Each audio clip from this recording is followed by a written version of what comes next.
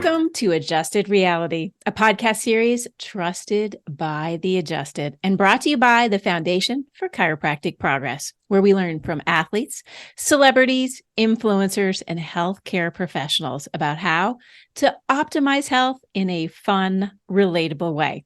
Join me, Dr. Sherry McAllister, as I speak with Dr. Cindy Howard about her book, Positively Altered: Finding Happiness at the Bottom of a Chemo Bag. From a modern dancer to a title-winning powerlifter, Dr. Cindy Howard's life has been an exciting journey filled with endless adventures and a vibrant spirit. As a board-certified chiropractic internist, nutritionist, and national speaker, she dedicates herself to empowering others to live their best lives, both emotionally and physically. Driven by her passion for athletics, Cindy pursued a career in chiropractic following her graduation, and today she channels her enthusiasm into running her thriving practice, where she attends to a diverse array of patients that range from fatigue to autoimmune disease, catering to individuals from pediatrics to professional athletes. Ever the determined and resilient individual, Cindy encountered a life-changing moment when she personally diagnosed herself with Hodgkin's lymphoma by reading her own test results. Now, this experience solidified her unwavering belief that we possess the power to choose our approach to life and determine how we respond to the challenges presented by the universe. Embracing this philosophy, she authored her inspiring book, Positively Altered. This is a celebration of empowering your belief system. So welcome to Adjusted Reality, Dr. Howard. Oh, thank you. I'm so excited to be here today. Well, this is a great book, and I'd like to kind of kick it off with, it's a book that you sit down with, and you're probably not going to be able to put it down. So put aside a couple of hours for you. This is your treat. This is your moment to actually hear another side of being sick, but being well. And it's all mixed together. And that's what I love about this book is it's eclectic. And as one of the reviewers said, and I do love it, I believe he's a Tony Robbins individual that noted you can laugh and you can cry, and you're almost doing it at the same time because it's inspiring, but it's also heart-rendering. So let's start with some of the very difficult conversations. Let's take you back, Dr. Cindy, to that moment. The lab papers are in your hand, and maybe even before you did those labs, what is it for our audience? Tell us why you did those labs. Let's start there. Why did you do those labs? And then what happened when they were in your hands? Great question. So it started with a golf ball size lesion sticking out of my neck, which normally is pretty weird, right? And I assumed it was an elevated lymph node and I was going to wind up being sick at some point, and the sickness never came.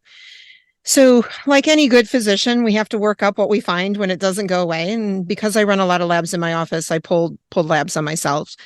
And when those papers came back, it's very interesting when you're playing doctor and you're reading somebody else's lab work, and it's very easy to be objective and straightforward and diagnostic, and you make good decisions. And when you get lab work back that looks absolutely awful and scary, and you're reading it about yourself, it's very difficult to actually pull those things out. So it was a kind of an oh crap moment, if you will, because on one hand, I wasn't expecting that. And then on the other hand, you want results when you see that something is wrong. So it was, it presented a really interesting moment to decide how you're going to react to some potentially not so wonderful news.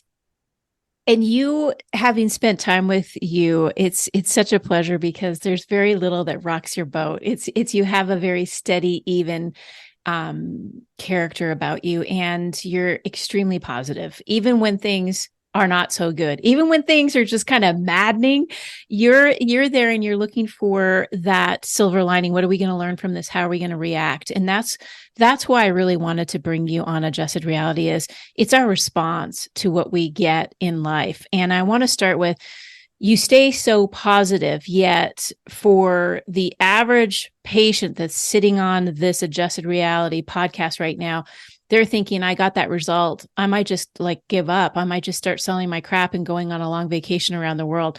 So let's start there. Is how do you stay positive when you just found out you have cancer and you're not sure exactly what you're going to be able to handle and what you can't handle? Yeah, actually, the trip around the world sounds like it would have been a good choice.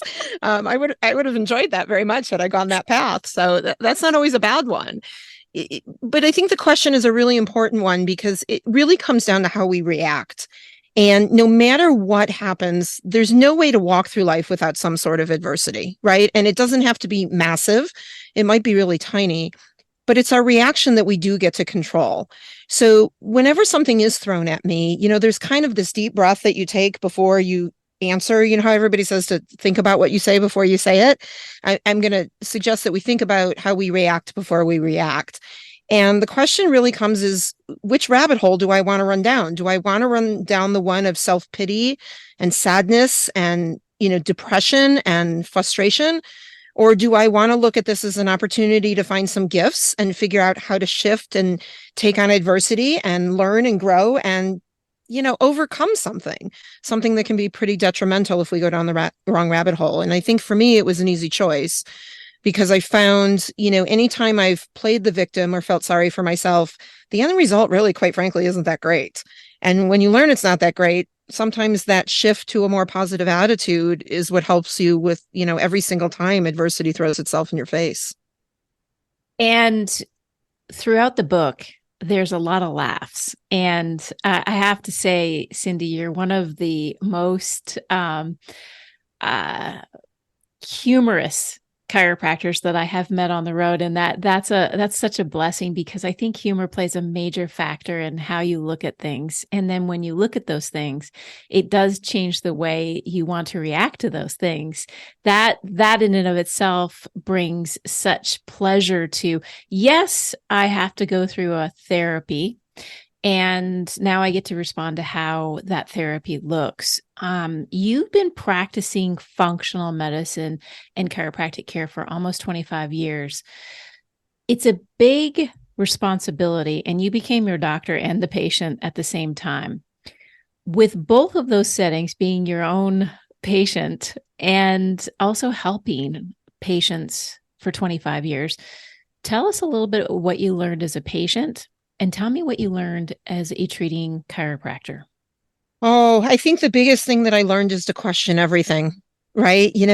It's about figuring out the why we do the things that we do and why it's important to us and why we want to accomplish something.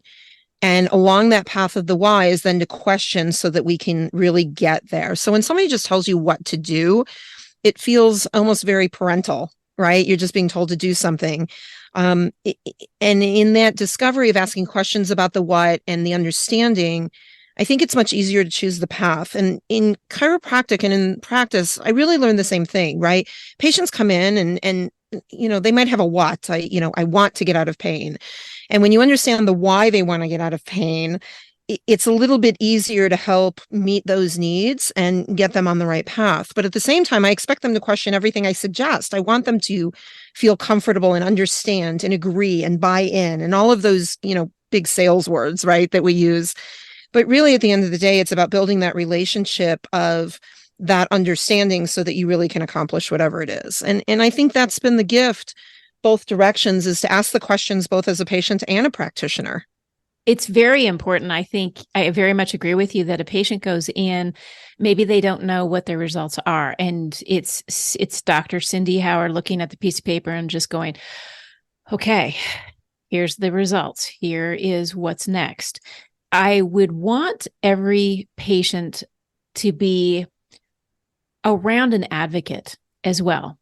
And Cindy, you've had some tremendous advocates that were with you throughout this journey and even writing the book. And I'd like you to touch on if you could help someone that is going through their own physical or even mental conditions right now that need some help, what would you say to them about picking an advocate? Yeah, and you have to build a team, right? And sometimes it's not just one person, and sometimes it's one person for different things. But I think the key thing when you build that team or the one advocate is to make sure you're very clear in what you want and what you need, and not to expect anybody to understand that for you, right?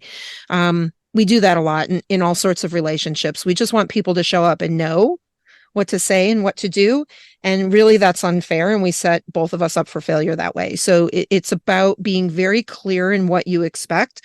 And when I built my team and had my advocates, I did just that. Here's what I want and what I need. They shared with me what they were capable of giving, and you reach an agreement if that works. It was so beautiful because there was a lot of advocates in your life and in your book that shared different things. And I wondered how they knew. And that was one of the reasons why I had to ask that question is they showed up prepared. And many of us are unprepared for someone, our loved one, to have cancer. And it takes us back and reflects on our own life and what we can give and how we can be supportive.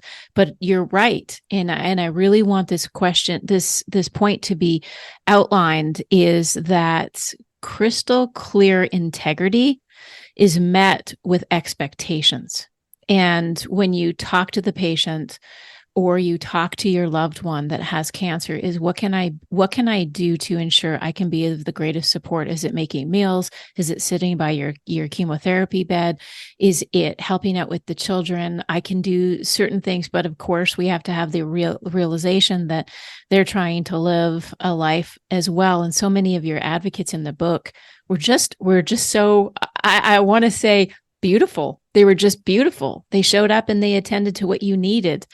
When you were a patient and knowing that you had to go through cancer, and this is a very difficult moment in your life, how did you keep the positive back when it was sick and you were vomiting and you were creating an environment that was so difficult, but you continued to be resilient in this area?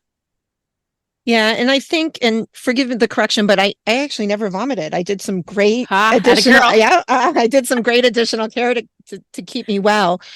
Uh, For me, it was really about changing the language, right? So I wasn't sick, and everybody's listening probably going, "Oh, but you diagnosed cancer. How could you not be sick?" I wasn't sick. I had moments that I didn't feel well, and I had moments of challenges, but my attitude is that I was and am well. And it's the power of the words. And you take a word like cancer, it has such a negative connotation, and it really upsets me because the minute you hear that word, people start to freak out, right? Like, oh, it's going to be bad and we don't know what to do and she might not make it.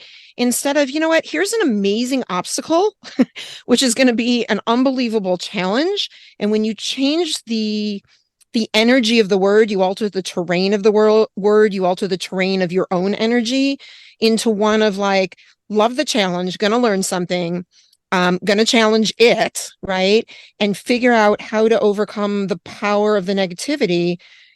What's the opposite of that? You become positive, and those are the two choices. And at the same time, I'll be very transparent. There were absolute moments where I would crawl into the shower and lay on the floor of the shower and cry and go, "Why me?" Right? I mean, I think it's still human to have those moments of despair. And what really allowed me to turn those around was to also honor that, right? So it's not oh, she's always so happy and cheery and everything's so rosy and perfect all the time. That's never true, right? We have these moments of evil. We have these moments of, I couldn't think of a good word for that, really just down moments. And I think honoring those in a way where I gave them only enough power to last for a short period of time and then say, that's it, your time's up, right? Appointment is over with despair. And we're going to spend the rest of the 23 hours and 40 minutes today giving the words the positive energy that they really deserve.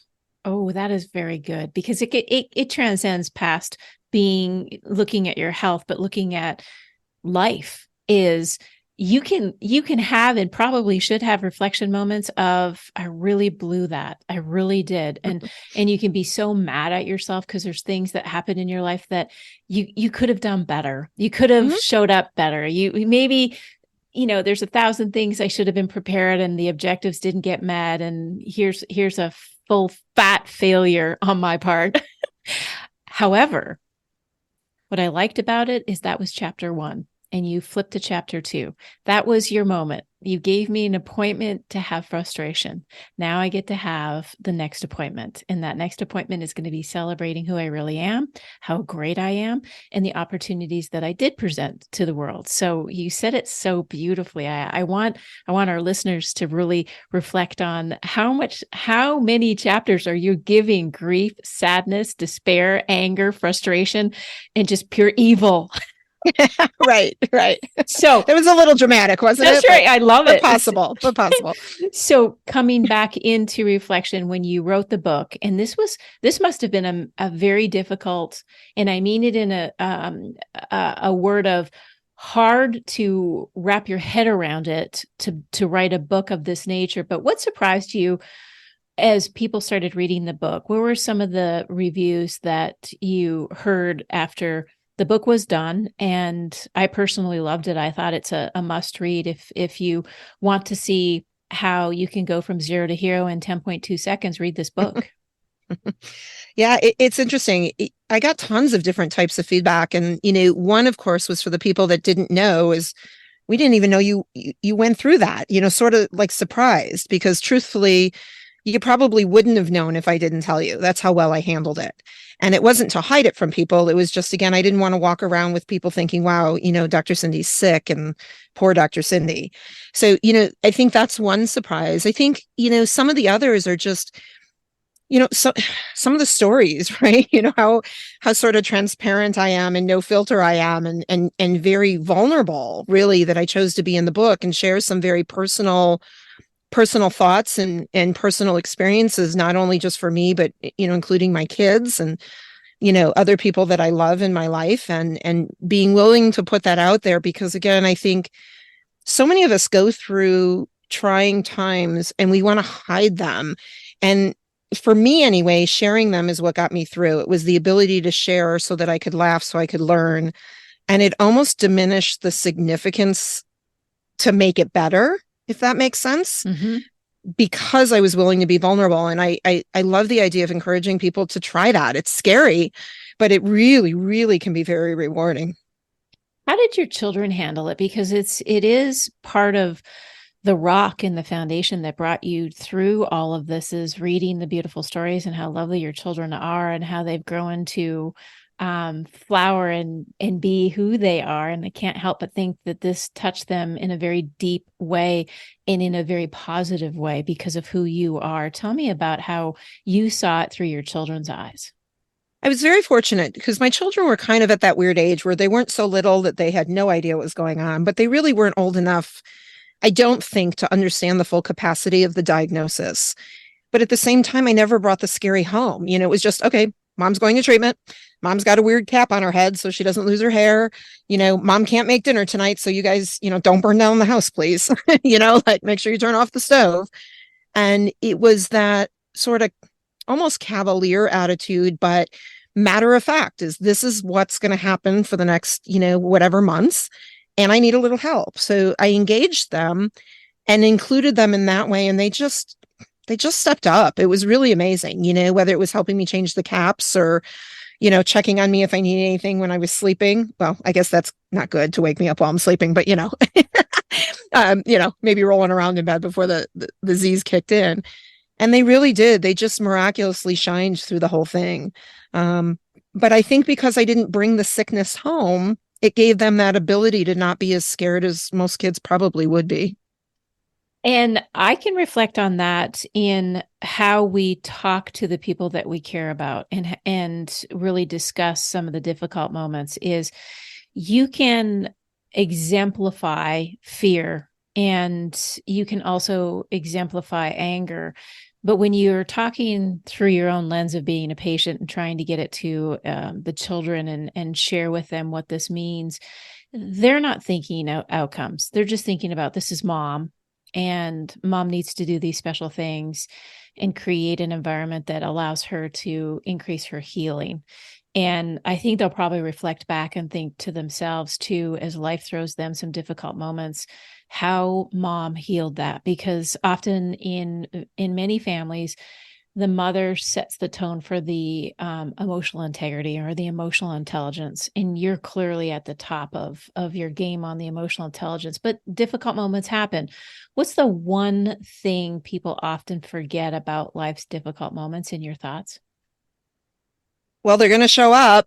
I mean, there's no way to avoid them, right? And I think that what I'd encourage everybody to remember is that difficult moments doesn't necessarily mean that they're bad. It's an opportunity, right? It's an opportunity to find the gifts. It's an opportunity to look to see if you want to shift your life in any way that maybe wasn't working to its max benefit like it was before. Um, I think that the reason we are thrown some of these things is for an opportunity to grow. And if we don't embrace those, they're probably going to keep showing up. And when we learn from them, not that adversity will ever stop, but I do believe it comes then in a different way that allows us, again, maybe that next step of growth. So I'm going to take you to a difficult place. Okay. Imagine that you got the diagnosis and you weren't a chiropractor. How would that have changed things in your mind? I probably would have been a little bit more scared. And I think the reason I give you that answer is because as a chiropractic physician, I know a lot of people, I have a lot of tools, I have some great resources, and I've got 25 years of education that I've helped other people walk through this, right? So I came with a skill set that was already sort of embedded in this journey. Without it, I still want to believe I would have been as resilient and as persistent in finding those answers. I think it just would have been a little bit more challenging, right? And that's where the team is so important, and the advocate that you mentioned is so important, because when we have that, even if we don't come with the education that I showed up with, we can find it. It touches me because I've spent the last 28 years being in the holistic side of life, and not really having a lot of time thinking about sickness. Is I think more about wellness every day and well-being and how people can put their best foot forward, and that chiropractic has this lifestyle approach. And I believe very strongly that that lifestyle approach is all encompassing. And I want you to walk back to your journey as an athlete and how well, because this is probably those moments where we get authentic of, you did everything right. Talk to me about that. But we don't, right? And hindsight is exactly what they say it is. And when you look back and you make these choices that you think are the best ones in the moment that you had, and you're okay with them and should be, it's really easy to go backward and say, wow, maybe that tab that I drank for breakfast wasn't such a great choice, right? And, maybe I stayed up too late too many times and wasn't able to rest. And maybe I skipped that adjustment that week because I felt so good and I didn't need it, right? In my own mindset. And when you look back, I still didn't make any mistakes because I made the best choices I made and I learned from them, right? So that retrospective, did I do everything right in the moment? Overall, probably not, and still probably don't, right? There's choices every day I'm still making, even having walked through this challenge. The dairy-free ice cream is a choice every once in a while, even though it's dairy-free and it's still filled with sugar. And, you just got to give in and grab that spoon and dig it out of the pint once in a while. So I think everything does, can you do everything right? No. What you can do is that you can embrace your choices. And one of the exercises I do at the end of the day is I lay down, and before I fall asleep, and I got to do it quickly because I'm a really good sleeper, is I think back about my day. And if I'm really happy with all my decisions, I lay down, I close my eyes, and I'm excited for the next day to do it again. And if there were some decisions I didn't make, like I ate the whole pint and should have stopped at a couple spoons, right? I think, what the great thing is tomorrow I get to wake up and do it again, and maybe there's no spoon in my future for a while. And it's that ability to start over every single moment or every single day or every single year, whatever you choose it to be, and shift in a way to avoid the storms that you learned are coming. Well said. It is, because everybody in that's listening today, we have the choice. As soon as we finish this podcast, we can reflect on where we're at, what we're doing, why we've chosen to do that. And I really enjoy hearing you talk at the very beginning about the why. Why are we here? Why do we want to get better? Why is our life worth living? And sometimes it can be that dark, especially with mental health. Being so compromised in the last couple of years after we've lived through a pandemic. And I think compassion and love gets us through a lot of this. And one thing about Dr. Cindy that this audience needs to know, she is full of love. She really is. I think that's the reason why you wrote this book. A lot of time goes by after writing a book, and you start to think about things that you could have, should have, would have done. There's other things that were barriers. And sometimes we think of barriers and the hurdles that we have to get through to get to the next spot. But then there's this thing where you gave an example of a false barrier. Share with the audience, what is the false barrier? And then how did you break through that false barrier? I think the false barrier, it can mean different things for different people. And depending on the day you ask me, I'm probably going to answer this question differently. But a lot of that has to do with just really being honest about who we are, right? And recognizing that. But at the same time, giving us the credit that we're due. So the barrier can be that I'm not good enough, I'm not smart enough, I'm not pretty enough, I'm incapable, this, right? All those I'm nots instead of the I ams.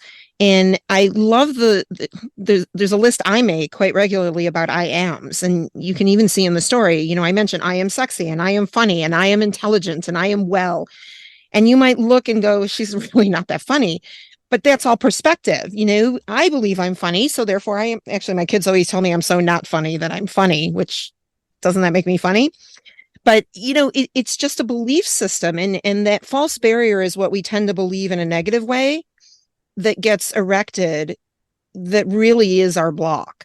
And if we can pull that barrier down and start making positive I am messages to move through our challenges in our life, the barrier gets removed. And you talk about lists, and I can see Dr. Cindy Howard makes her lists. I am is a great list. There's others that you have brought up in your book that I'd like you to explain why. And when you make these lists, what purpose do they serve? Yeah, so the list organizes me a little bit, right? Think of a to-do list, although my to-do lists have to-do lists because I never get to cross off all the things on the to-do list. But it's a way to organize, whether it's activities or thoughts on paper. And for me, it gives a little bit more value as well because I can see it in writing, right? It exists. It's right there in front of me. It's a way to organize. It's a way to prioritize because sometimes when something's on a list, you might look at it and go, this one just doesn't have much value to me, but the one at the bottom needs to be moved to the top. And it's just a way to make decisions, I think, right? Whether it's, you got a list to go to the grocery store, it's what foods to buy, or, maybe it's who to call or, what illness you want to run over that particular day. And for me, it's just a very valuable way to focus and organize thoughts and hopefully follow through on them. Well, that kind of brings me to something that I think is very important for us. And I don't want to make it seem trite, but those phone calls that you just mentioned, they're extraordinary. And yet we put them oftentimes at the bottom of our list. And for me, just being able to say, I have to stop the to-do list for a moment to figure out that I have a priority in this to-do list. And one of them is calling a friend. And I'm grateful now as I can add Dr. Cindy Howard to my, hey, I'm just going to stop for a second. I need to make a phone call. And this is not a game. It's not a Trivial Pursuit or something like that. Hey, I need to call a friend. This is how we technically create happiness in our life, is we learn to adopt a positive and mental attitude, but also learn to be empathetic to someone that you love or care about. And oftentimes we don't know until we make that phone call.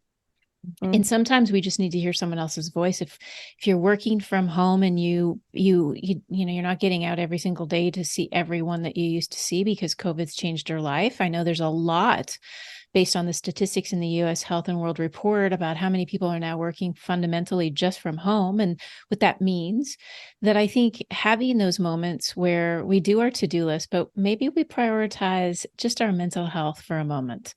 And I'd like to ask you, Dr. Howard, when you think about your happiness and how you were able to be jovial and move the barriers, and some of them being false, and move some of the negativity out of your way, what are some of the things you prioritize just for your mental health?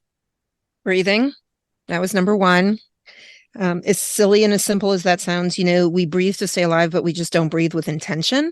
And it's that slowing down, finding some quiet, and really learning how to breathe and bring oxygen to the tissues that it resets our adrenal glands that help us manage our stress. It resets our thought process.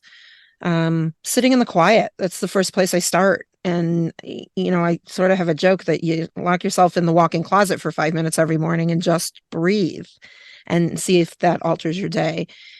And I think that was the first place to start.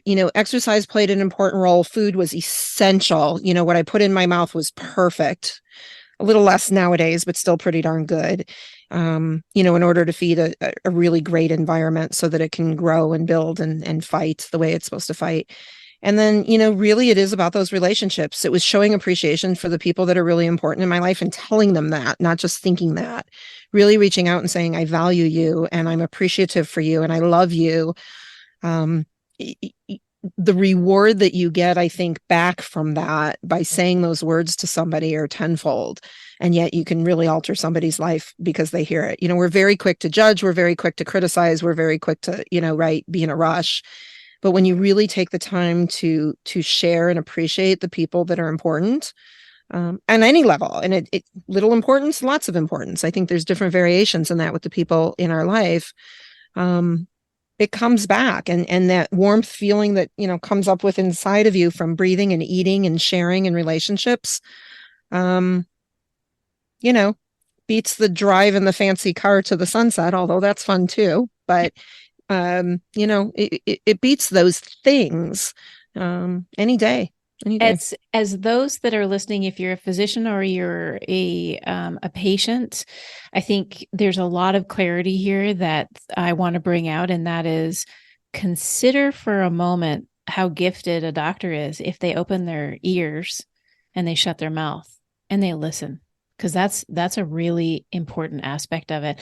And for a patient to consider that moment where you get to share how you feel with that physician, because physician-patient relationship is a critical component to healing.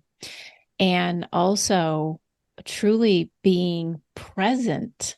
And that's one thing I want to share with those that are listening is, you speak to Dr. Cindy in a convention. And when I first met her, I stood eye to eye with her, and she was all in with me. There's 1,000 people around us and we got a lot of commotion going on, but Dr. Cindy's with me. And that feeling of importance, that someone is with you, you're eye to eye, and you forget the phone. And I have to often say, I love my staff. They're fabulous. I just want to be with that person and nothing else matters. I want all of our audience today to consider, are you with that person you love? Literally, like your phone, forget your emails, because the time is so precious. And I'm looking Dr. Cindy straight in the eye because she knows exactly what I'm talking about. We're literally in a vortex of 1,000 people, yet the only person that exists is the person right next to me. And that's Dr. Cindy.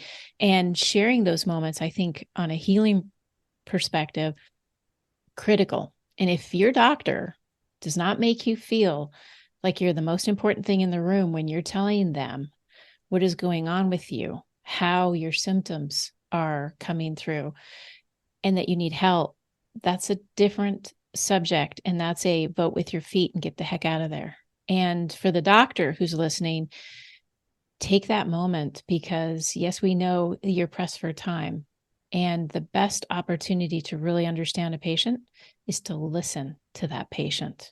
And that's why Dr. Cindy's book becomes such an important endeavor. Is she listened to her own self, she listened to the people around her, but she also shared with many advisors how important her life, her symptoms, and the objective of why she wanted to heal so quickly to get back on the road to help others move their life forward. So I want to ask you, you do a lot for other people, and it's incredibly important in my world of altruism. What for you makes life so much more zestier, aside from just writing the book and being a doctor to patients? But tell me, from after writing this book, what makes you zig when others are zagging? It starts in the office when a patient sits down with me for a consultation.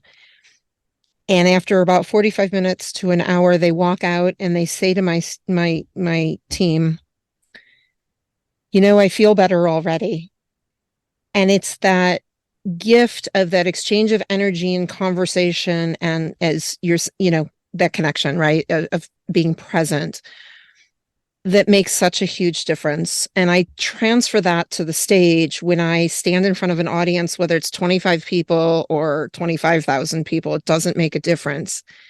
It's that ability to connect, to share a piece of information that can alter their terrain in such a way that either they're affected or they can then affect somebody else that needs that piece of information.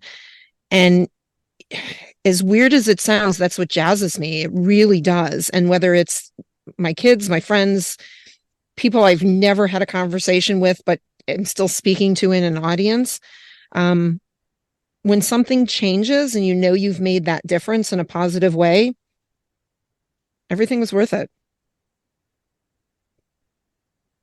It's incredibly dynamic that our life fluctuates from the good to the bad, and it can happen in an hour. You can go from good to bad in an hour, and it can be in a lifetime from good to bad. And there are a lot of people that have these false senses of reality because they look at TikTok and they look at Facebook and everybody's having the perfect life. It's a perfect life. Look how lovely it is. It's rare that people actually put out, "Hey, I'm bleeding out today. Can you help me out?" I mean, it's just that simple. Right. Because as a healer, as you are, it is hard to say today is a very difficult day, and I'm going to need someone to bring me some dairy-free ice cream, bring 2 spoons, and sit on my bench with me. Tell me about what you say to the people that are seeking this quote unquote perfect life. Yeah, you got to keep going, right? My mother used to have this saying. She would just say, keep on keeping on. And this was a woman who battled disease up until her very last moment and would tell you she was cured and was never sick either. And it is that mantra of that word again. And I know I keep coming back to this, but what really is perfect? My life actually is perfect.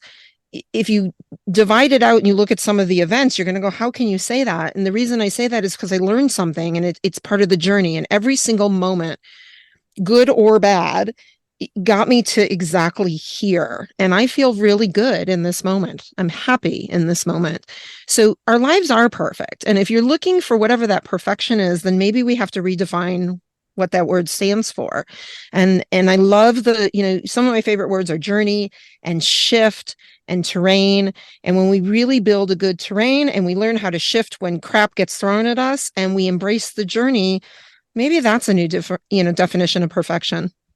I'd like to say, for those of you that are listening, is take the shift.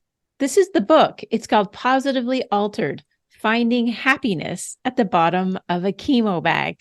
And before we end today, I want to give you one last ability to reply. Why read the book today, Cindy? Why read Finding Happiness at the Bottom of a Chemo Bag?